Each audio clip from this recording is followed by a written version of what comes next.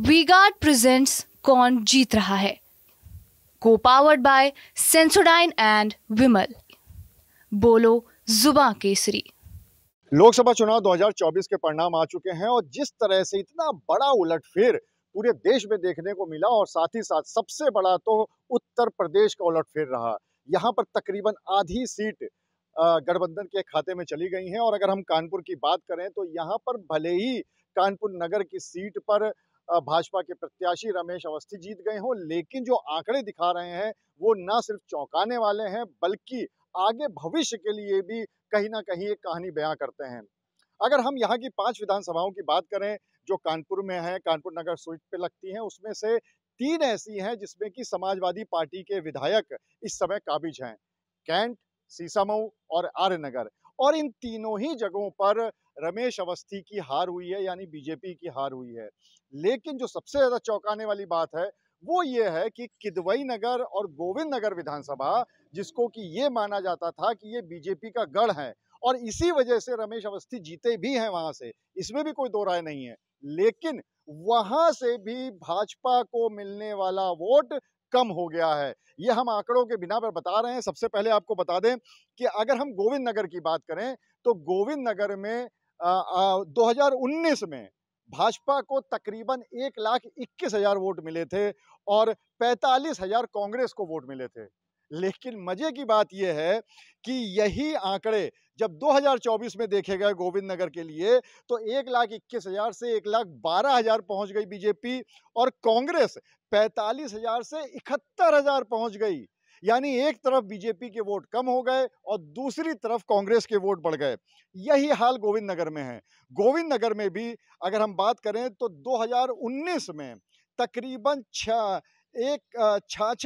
माफ कीजिएगा 1,35,000 के आसपास वोट पड़े थे बीजेपी को और 46,000 के आसपास पड़े थे कांग्रेस को। लेकिन यहाँ पर भी बहुत कमी आ गई, करीब 15,000 वोट बीजेपी के कम हो गए और कांग्रेस के 20,000 बढ़ गए। आखिर ये कारण क्यों रहा, क्यों ऐसा हुआ? हमारे साथ कुछ पत्रकार भी मौजूद हैं, उनसे भी बात कर लेते हैं और ये कारण जानने की कोशिश करते हैं।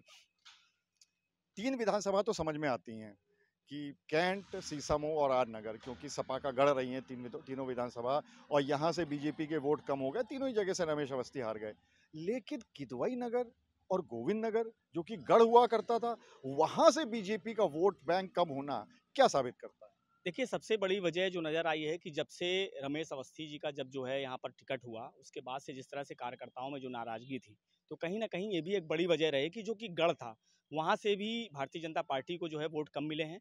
और ज़ाहिर-सी बात है कि अगर आर नगर विधानसभा, कैंट विधानसभा, सीसामऊ विधानसभा की बात की जाए तो ये क्योंकि मुस्लिम बहुल इलाके हैं, यहाँ पर हमेशा से जो है समाजवादी पार्टी के विधायक रहे हैं।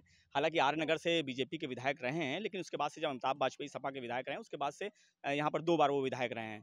इसीलिए गोविंद नगर और किदवई नगर की अगर बात की जाए तो वहाँ पर वोट इसी वजह से कम हुआ है क्योंकि कहीं न कहीं कार्यकर्ता नाराज़ था। अंदर खाने में जो विरोध चल रहा था उसकी वजह से आपने देखा कि जीत का जो है मार्जिन बहुत कम रहा, तकरीबन 21,000 वोटों से रमेश अवस्थी जीते, तो ये भी एक बड़ा कारण रहा है।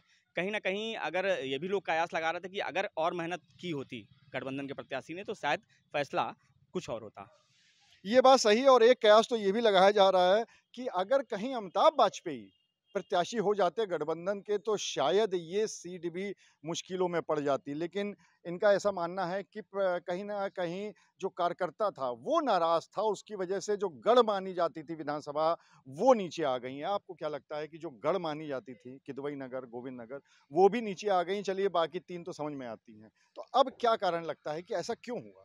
देखिए, जहाँ जैसे अभी साथी ने संदीप ने बताया कि कार्यकर्ता नाराज़ थे, तो कहीं न कहीं ये भी देखा जा रहा था कि अगर किदवई नगर विधानसभा के विधायक को देखा जाए, अगर गोविंद नगर के विधायक को देखा जाए, अगर और अन्य जो 3 और विधानसभाएँ, उनमें भी अगर देखा तो गठबंधन के प्रत्याशी, पहली बात तो ये है कि मुस्लिम बहुल इलाके हैं ये। सीसामऊ अगर बात की जाए, हालाँकि इरफान सोलंकी ज़रूर जेल में है और सज़ा भी उनको होने वाली 7 तारीख को हो जाएगी।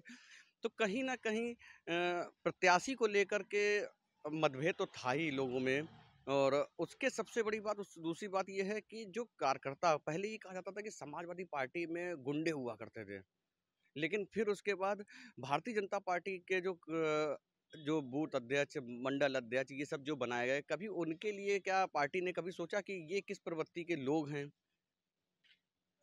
तो कहीं ना कहीं एक मंथन करना पड़ेगा। लेकिन हाँ, ये बड़ी बात है कि अगर कानपुर की सत्ता अगर किसी को चाहिए तो किदवई नगर का एक अहम रोल उसमें आता है, क्योंकि किदवई नगर एक ऐसा मतलब विधानसभा है कि उसमें ब्राह्मण वोट जो है और व्यापारी वर्ग जो है वो काफ़ी हद तक है, और ब्राह्मण वोट और अन्य जो जातियां हैं हिंदू समाज में वो बीजेपी को समर्थन करती हैं। इसलिए ज़रूरी होगा कि अगर अगली बार अगर तैयारी करनी है तो किदवई नगर विधानसभा को अच्छी तरह से खंगालना पड़ेगा भारतीय जनता पार्टी के कार्यकर्ताओं को, भारतीय जनता पार्टी के प्रत्याशियों को। ये काफ़ी एक बड़ी बात है कि कहीं न कहीं आत्ममंथन करने की ज़रूरत है, क्योंकि जिस तरीके से आपका जो गढ़ था किदवई नगर और गोविंद नगर, वहाँ से सीटें कम होती चली गई, वहाँ से माफ़ कीजिएगा वोट कम होते चले गए, और जो दूसरे गढ़ थे आपके, जो कि गढ़ नहीं माने जाते थे, वहाँ से भी पहले कम से कम आप या तो विपक्ष के बराबर रहते थे या फिर शायद 2-4-5 हज़ार वोट जो है वो ऊपर-नीचे भी होते थे। जैसे मैं आपको एक बात बता दूँ, आर नगर सीट पे 2019 की हम बात करें तो 70,000 वोट बीजेपी को मिले थे और तकरीबन 61,000 वोट कांग्रेस को मिले थे। यानी आर नगर सीट पर बीजेपी को ज्यादा वोट मिले थे।